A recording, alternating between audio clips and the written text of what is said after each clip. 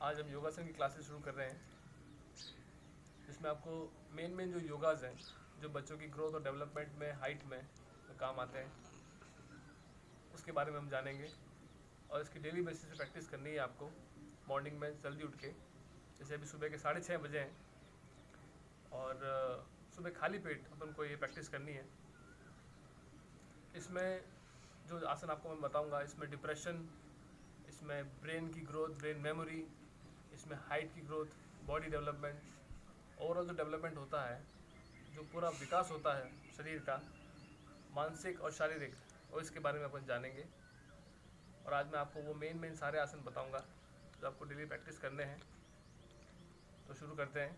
सबसे पहला है पद्मासन, जिसमें हम सीधा बैठेंगे और 5 मिनट्स तक डीप ब्रीदिंग करेंगे। गहरी सांस लेंगे और सांस छोड़ेंगे। ये बहुत स्लो होना चाहिए, इसमें जल्दबाजी नहीं करनी है।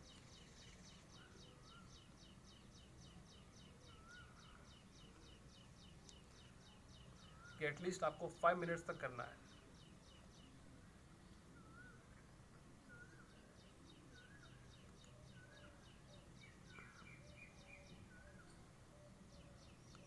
इसके बाद हम शुरू करते हैं। सबसे पहला आसन है ताड़ासन, जिसमें हम खड़े होंगे,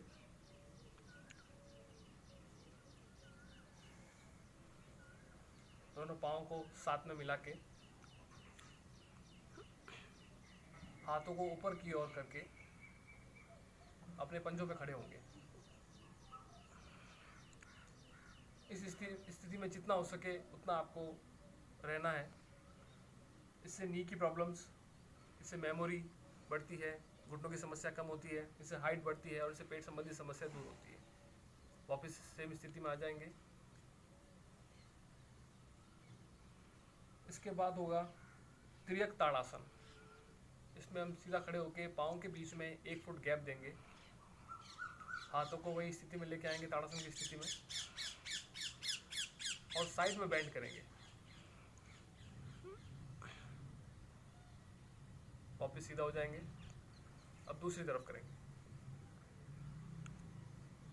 वापस सीधा होके अब पुनः स्थिति में आ जाएंगे। इस आसन से आपको पेट की समस्याएं दूर होती है और फेस में ग्लो आता है। ये भी आपको 5 से 10 बारी करना है। बाद होगा त्रियक ताड़ासन। इसमें हम सीधा खड़े होके पाँव के बीच में 1 फुट गैप देंगे, हाथों को वही स्थिति में लेके आएंगे, ताड़ासन की स्थिति में, और साइड में बेंड करेंगे।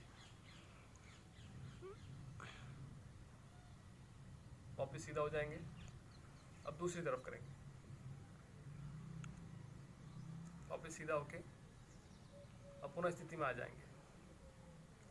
इस आसन से आपको पेट की समस्याएं दूर होती है और फेस में ग्लो आता है। ये भी आपको 5 से 10 बारी करना है। इसके बाद है कटी चक्र आसन। दोनों पाँव के बीच में 1 फुट का गैप होगा, दोनों हाथों को सीधा करेंगे और पीछे की ओर घूमेंगे। पुनः वही स्थिति में आ जाएंगे, पहले वाली स्थिति में। अब दूसरी तरफ से। इस आसन के फायदे ये हैं कि इससे पेट कम होता है, पेट की चर्बी कम होती है, पेट संबंधी सारी समस्याएं जो है वो दूर होती है। अपना जो हार्ट है, अपना हृदय है, वो स्वस्थ रहता है। इस आसन को अपन भी 10 बार करेंगे और उसी तरीके से करेंगे जिस तरीके से बताया गया है। दूसरा है पादस्थ आयाम आसन। इस आसन में हम सीधे खड़े होंगे और ताड़ासन की स्थिति में पहले अपन सूर्य नमस्कार करते हुए पीछे ऊपर की तरफ जाएंगे और जितना हो सके पीछे की तरफ स्ट्रेच करेंगे। फिर आगे आएंगे और नीचे की ओर झुकेंगे और ज़मीन को छूने का प्रयास करेंगे। इससे फेस में ग्लो बढ़ता है, इससे मोटापा दूर होता है। पर ये उन्हें नहीं करना है जिन्हें सर्वाइकल की प्रॉब्लम हो, जिन्हें घबराहट होती हो, जिन्हें कमर की समस्याएं हो, उनको ये आसन नहीं करना है। वापस रिलैक्स की स्थिति में खड़े हो जाएंगे। अब आएंगे नीचे, बैठेंगे अपन पद्मासन की स्थिति में।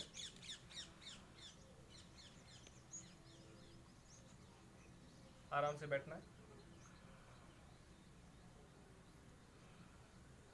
2 मिनट ऐसे बैठने के बाद हम सीधा लेट जाएंगे कमर के बल।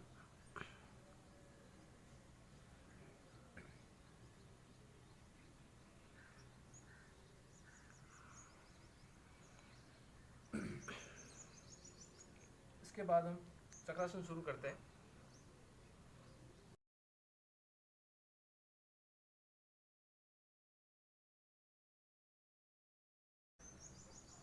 इस आसन में हम सीधे खड़े होंगे और ताड़ासन की स्थिति में पहले अपन सूर्य नमस्कार करते हुए पीछे ऊपर की तरफ जाएंगे और जितना हो सके पीछे की तरफ स्ट्रेच करेंगे। फिर आगे आएंगे और नीचे की ओर झुकेंगे और ज़मीन को छूने का प्रयास करेंगे। इससे फेस में ग्लो बढ़ता है, इससे मोटापा दूर होता है। पर ये उन्हें नहीं करना है जिन्हें सर्वाइकल की प्रॉब्लम हो, जिन्हें घबराहट होती हो, जिन्हें कमर की समस्याएं हो, उनको ये आसन नहीं करना है। वापिस रिलैक्स की स्थिति में खड़े हो जाएंगे। अब आएंगे नीचे बैठेंगे अपन पद्मासन की स्थिति में।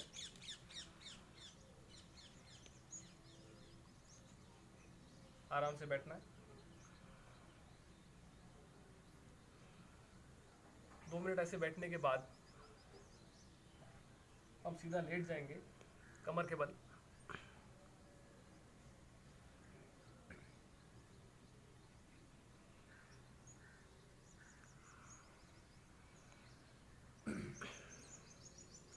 इसके बाद हम चक्रासन शुरू करते हैं। पाँव को नितंबों के पास लाकर,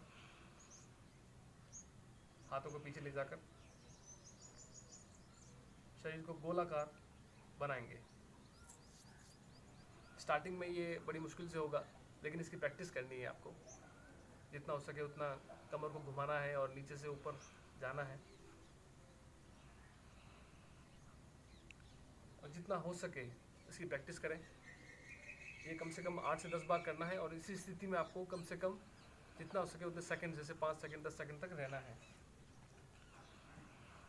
इसके फ़ायदे आपको बता देता हूँ मैं। इससे फेस में ग्लो आएगा, इससे मेमोरी बढ़ेगी, इससे ब्लड सर्कुलेशन जाएगा ब्रेन में, बाल सफ़ेद होना वो नहीं होंगे, इससे आई साइट मजबूत होगी, अच्छी रहेगी, कॉन्फिडेंस लेवल बढ़ता है इससे, आत्मविश्वास।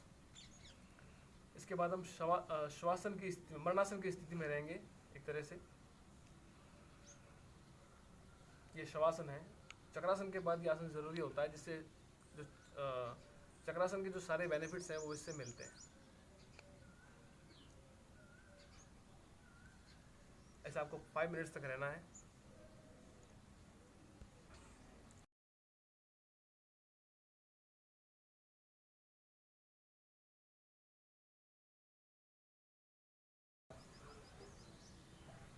हम सीधा लेट जाएंगे कमर के बल।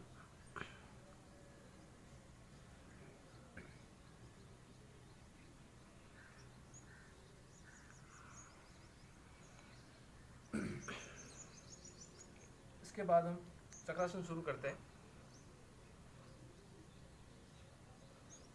पाँव को नितंबों के पास लाकर, हाथों को पीछे ले जाकर शरीर को गोलाकार बनाएंगे। स्टार्टिंग में ये बड़ी मुश्किल से होगा, लेकिन इसकी प्रैक्टिस करनी है आपको। जितना हो सके उतना कमर को घुमाना है और नीचे से ऊपर जाना है, और जितना हो सके इसकी प्रैक्टिस करें। ये कम से कम 8 से 10 बार करना है और इसी स्थिति में आपको कम से कम जितना हो सके उतने सेकंड, जैसे 5 सेकंड 10 सेकंड तक रहना है। इसके फ़ायदे आपको बता देता हूँ मैं। इससे फेस में ग्लो आएगा, इससे मेमोरी बढ़ेगी, इससे ब्लड सर्कुलेशन जाएगा ब्रेन में, बाल सफ़ेद होना वो नहीं होंगे, इससे आई साइट मजबूत होगी, अच्छी रहेगी, कॉन्फिडेंस लेवल बढ़ता है इससे, आत्मविश्वास। इसके बाद हम श्वासन की स्थिति में, मरणासन की स्थिति में रहेंगे एक तरह से। ये शवासन है। चक्रासन के बाद ये आसन ज़रूरी होता है, जिससे जो चक्रासन के जो सारे बेनिफिट्स हैं वो इससे मिलते हैं। ऐसे आपको 5 मिनट्स तक रहना है। इस स्थिति के बाद आप वापस पद्मासन में बैठेंगे सीधा।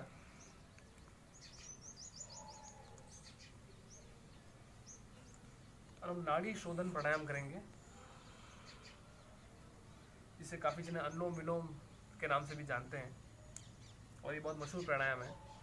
पर इसको करने का सही तरीका किसी को पता नहीं है, बहुत कम लोगों को पता है। तो अपना राइट हैंड है, उसका थंब और रिंग फिंगर, उसका हम इस्तेमाल करते हैं और डीप ब्रीदिंग करते हैं।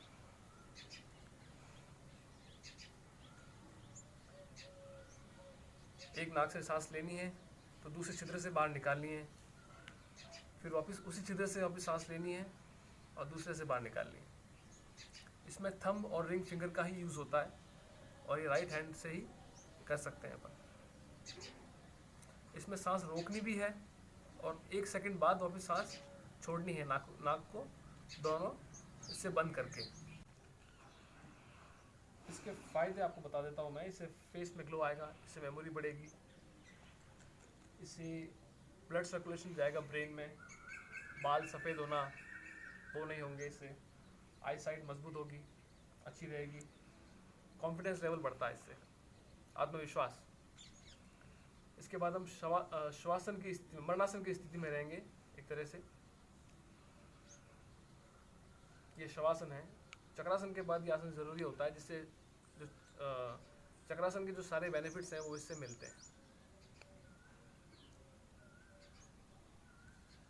ऐसे आपको 5 मिनट्स तक रहना है। इस स्थिति के बाद आप वापस पद्मासन में बैठेंगे सीधा।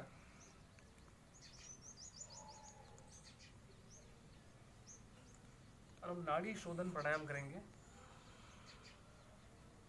जिसे काफ़ी जने अनुलोम विलोम के नाम से भी जानते हैं, और ये बहुत मशहूर प्राणायाम है। पर इसको करने का सही तरीका किसी को पता नहीं है, बहुत कम लोगों को पता है। तो अपना राइट हैंड है, उसका थंब और रिंग फिंगर, उसका हम इस्तेमाल करते हैं और डीप ब्रीदिंग करते हैं।